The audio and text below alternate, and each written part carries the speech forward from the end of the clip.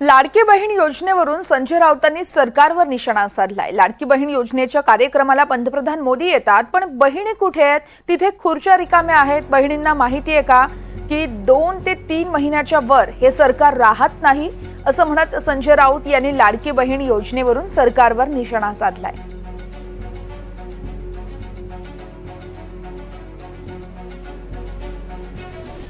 मुख्यमंत्र्यांनी मध्य प्रदेशची माहिती घ्यावी। मध्य प्रदेशमध्ये लाडकी बहीण योजना बंद पडली। तिकडल्या अर्थ खात्याच्या सचिवांनी त्या संदर्भात जो अहवाल दिला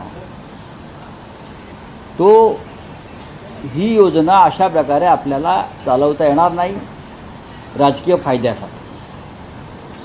महाराष्ट्रात सुद्धा लाडक्या बहीण योजनेचा हप्ता दुसरा किंवा तिसराच मिळेल, चौथा देण्याची ताकद या सरकारमध्ये अजिबात नाही। तिजोरीत पैसे नाही।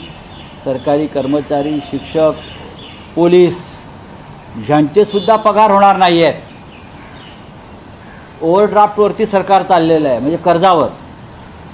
अशा परिस्थितीमध्ये 40,000 कोटी 50,000 कोटीचे आम्ही आकडे जे ऐकतो आहोत ते अत्यंत चिंताजनक आहे।